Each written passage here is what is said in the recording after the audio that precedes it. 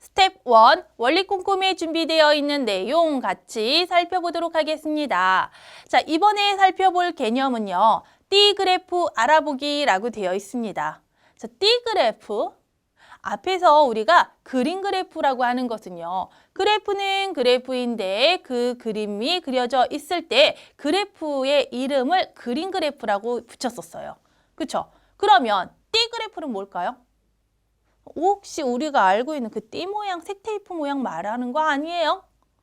맞아요. 단순하죠. 이름 붙이기 참. 전체에 대해서 각 부분의 비율의 모양을 띠 모양으로 나타낸 그래프를 띠그래프라고 해요. 그러니까 그래프의 모양만 살펴보게 되면은 그냥 하나의 띠에다가 나타낸 거예요.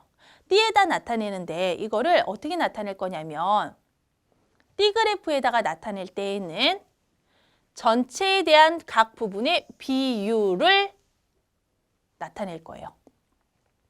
우리 비와 비율 해가지고 또 공부했었죠. 그쵸? 자, 그래서 전체에 대한 비율을 나타낼 거기 때문에 D그래프에 나타낼 때에는 퍼센트를 이용할 거예요. 백분율.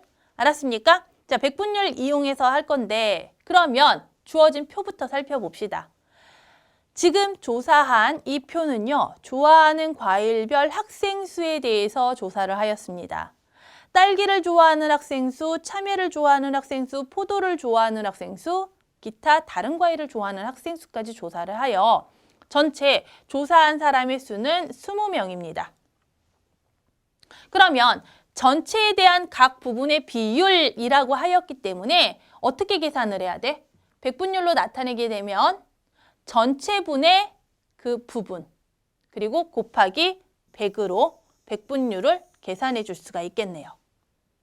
됐어요? 그러면 우리 딸기를 좋아하는 학생의 비율을 구해보도록 할게요. 전체는 20명이었고요. 딸기를 좋아하는 학생은 3명입니다. 백분율로 나타내기 위해서는 곱하기 100을 하라고 그랬죠.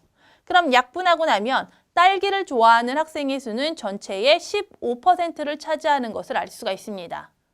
같은 방법으로 참외를 좋아하는 학생의 수의 비율도 구해보도록 할게요. 전체 20명 중에 참외는 7명입니다. 곱하기 100을 하게 되면 참외를 좋아하는 학생은 전체의 35%를 차지한다라는 것을 알 수가 있어요. 자, 그럼 포도를 좋아하는 학생의 수를 살펴보도록 할게요. 자, 포도의 경우에는 전체 20명 중에서 4명이 선택을 하였습니다. 자, 곱하기 100을 하게 되면 포도를 좋아하는 학생의 수는 전체 20%를 차지합니다. 자, 마지막 기타 과일을 좋아하는 학생의 수는 어떻게 될까요? 20분의 6에다가 곱하기 100이 되겠죠. 그래서 전체의 30%를 차지하고 있습니다. 자, 그러면 우리가 백분율로 나타내었기 때문에 조사한 자료에 대해서 각각 차지하는 비율을 전부 다 더하게 되면 얼마가 돼야 돼요?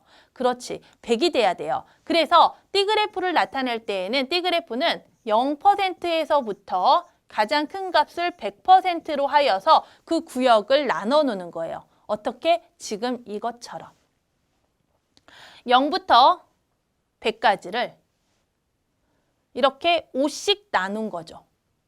그래서 전체의 100% 중에서 딸기를 좋아하는 사람, 그 다음에 뭐 참외를 좋아하는 사람, 포도를 좋아하는 사람, 기타 과일을 좋아하는 사람이 각각 몇 %를 차지하는지 거기다가 이제 표시를 해주면 되는 거예요.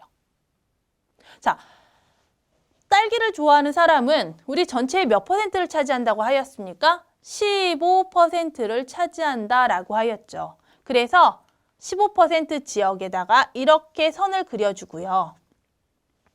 잘 보세요. 선을 그려주고요. 자, 그 다음에 딸기라는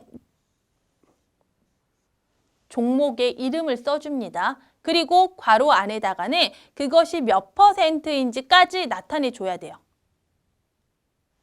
만약에 얘를 딸기라고 안 적게 되면 나중에 내가 D그래프를 살펴보았을 때 아니 얘가 구역이 나뉘어져 있는데 이 구역에 해당하는 게 뭐야? 궁금하잖아. 그치? 알 수 없잖아. 그렇기 때문에 D그래프로 나눠 놓고선 그 나눠 놓은 구역 안에다가는요. 아, 내가 이거에 대해서 나눠 놓은 거고 이게 차지하는 비율은 15%야 라고도 괄호 안에다가 그 비율을 적어줘야 됩니다. 다른 부분도 마찬가지죠. 참외도 종목 썼죠. 참외는 35%의 학생이 좋아합니다 라고 하였기 때문에 괄호 안에다가 35%로 이렇게 적어준 거예요. 자, 포도의 경우에는 전체의 20%입니다 라고 했지. 그래서 이 부분은 포도야 20%에 해당하는 부분만큼 나눠놓고 그 다음에 20%를 차지하고 있어 라고 저기다가 저렇게 적어준 거. 마지막 기타는 전체의 30%를 차지한다. 기타 30%. 만약에 내가 이렇게 띠그래프를 그려가지고 구역을 나눴는데 마지막 부분 얘가 너무 작아. 그래서 이 작은 부분에다 내가 쓸 수가 없어. 그럼 쓸 수가 없을 때에는 이렇게 화살표로 표시해서 얘가 기타에 해당하는 부분이야. 그리고 여기는 30% 아니면 뭐 10%를 차지해라고 자리가 좁을 때에는 이렇게 밖으로 화살표에서 빼낸 다음에도 반드시 적어줘야 돼. 만약에 이걸 적지 않게 된다면 띠그래프에 대해서는 잘못 그린 거야. 그리고 잘못 나타낸 거야. 틀린 거지. 그러니까 우리 뒤에 가면은 뭐 주어져 있는 이 자료에 대해서 띠그래프를 완성하세요 라는 문제들도 굉장히 많이 나오거든요. 그러니까 그런 문제들, 띠그래프를 완성하기 위해서는 반드시 내가 조사한 자료에 대해서 얼마만큼의 구역이 백분율로 차지하고 있는지를 나타내주고 그리고 걔가 몇 %인지까지 가로 안에다가 반드시 어디다가 괄호 안에다가 나타내줘야지만 올바른 띠그래프의 모양이 되는 거예요. 그리고 마지막에는 이렇게 제목도 적어줘야 되고요. 그러니까 모든 그래프에는 우리가 뭐 그린 그래프도 그랬고 뭐 띠그래프 지금 이것도 그럴 거고 그리고 그 전에 그렸던 뭐 막대 그래프도 그럴 거고 그래프상에는 모두 다 그게 어떤 그래프인지 제목을 항상 적어줬죠. 그렇죠? 그렇기 때문에 우리가 배우는 지금 띠그래프에서도 위에다가 나는 이 자료에 대해서 조사했어 라고 위에 제목을 붙여줘야 되는 거예요. 됐습니까? 됐어요? 그러면 얘는 지금 보게 되면 전체에 대해서 가장 많이 차지하는 부분이 어디야? 얘도 역시 우리가 구역을 나눠놔서 시각적인 효과가 크죠. 그림이잖아요. 어쨌든 띠그래프도 그림이잖아요. 그림이 있기 때문에 시각적인 효과가 크죠. 가장 넓은 부분을 차지한다라고 하는 것이 가장 많은 전체에 대해서 가장 많은 비율을 차지하고 있는 부분이기 때문에 가장 넓은 부분은 참외야. 참외가 1번, 그 다음에 기타, 그 다음에 포도, 딸기의 순서야 라고 여러분들이 한눈에 쉽게 알아볼 수가 있는 거예요. 그러니까 표보다는 시각적인 효과가 더 큰 거죠. 띠그래프가. 그치?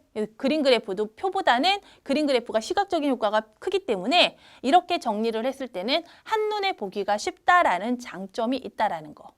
선생님하고 띠그래프에 대해서 살펴보았고 띠그래프 그리는 방법도 알려주었습니다. 띠그래프를 그리기 위해서는 반드시 백분율 구해서 나타내줘야 된다라는 거. 띠그래프는 무엇으로 한다? 비율로 나타낸 그래프다라는 거. 요거 여러분들이 선생님과 같이 살펴보았습니다.